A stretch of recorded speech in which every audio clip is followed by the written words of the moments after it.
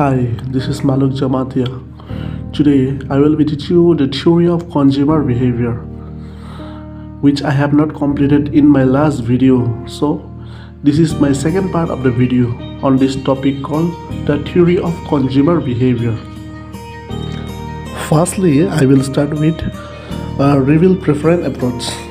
Reveal preference approach was introduced by Samuelson in economics in 1938.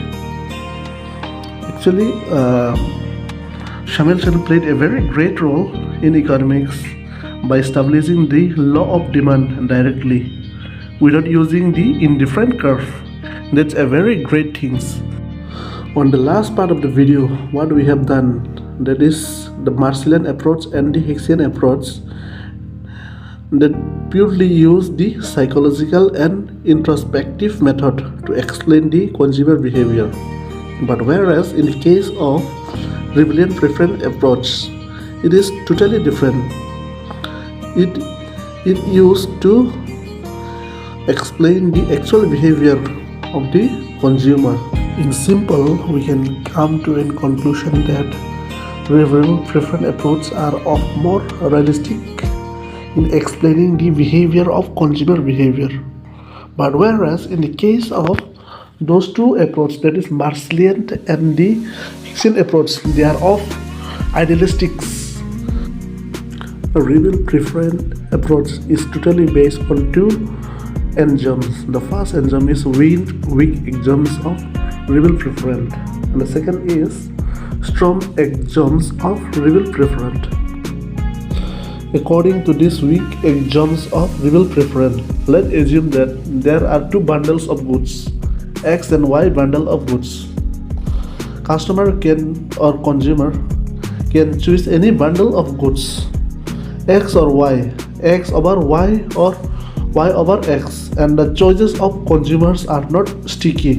That means consumer can prefer any bundle of goods at his choice based on the market price. If the prices of X increase, the choices and preference of consumer will go to Y over X, and if the prices of X fall, the preference and the choice of consumer will be X over Y bundle of goods, which means that consumer's choice and preference will not be sticky in nature.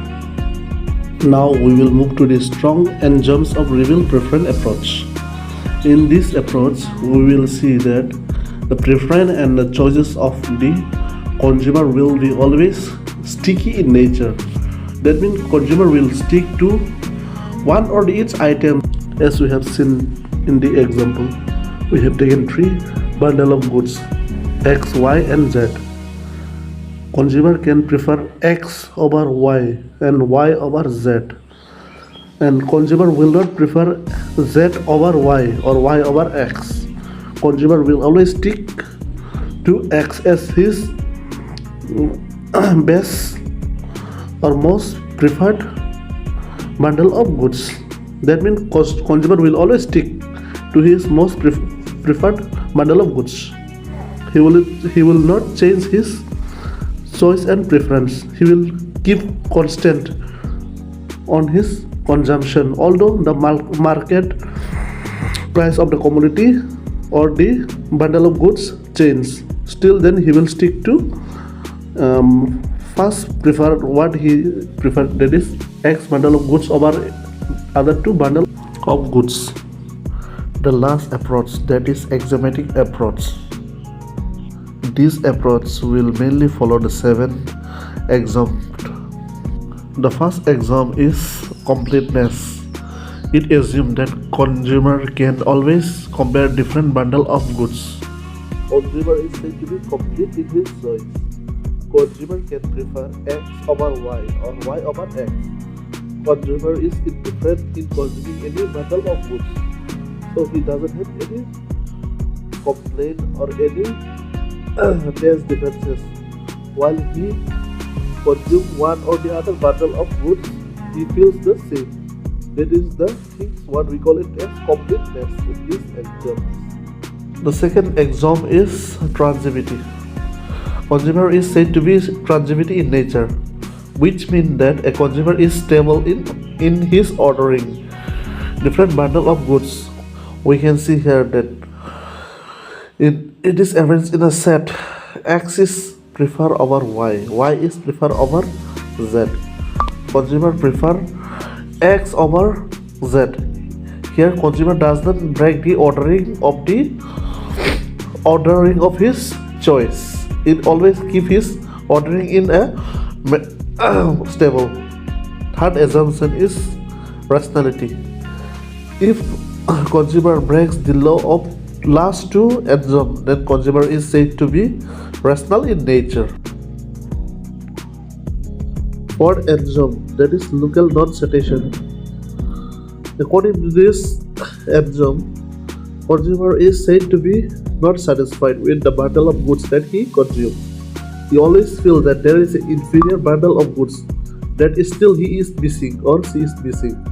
Fifth axiom, consumer is said to be monotonic in his preference, which means that consumer will always try to look forward to get at least one or the other elements better than the other bundle.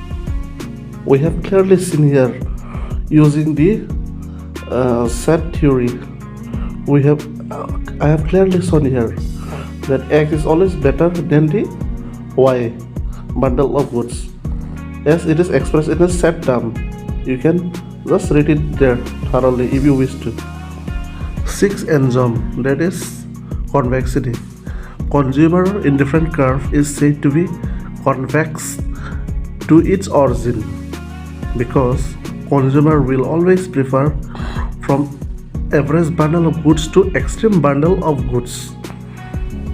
The main reason behind the convexity of indifferent curve convex to the origin is that it is the effect of marginal rate of substitution, which means just assume that there is a two bundle of goods. Consumer prefer X over Y. In order to get extra unit of X bundle of goods, he need to give up the extra bundles of Y good in order to consume the extra unit of X bundle of goods. That is the reason why the consumer has the convex indifferent curve. Seventh axiom, that is continuity. Consumer's choice are always in a continuous in nature, which means that if one bundle of goods is preferred as the superior bundle or inferior bundle, its superiority will remain always.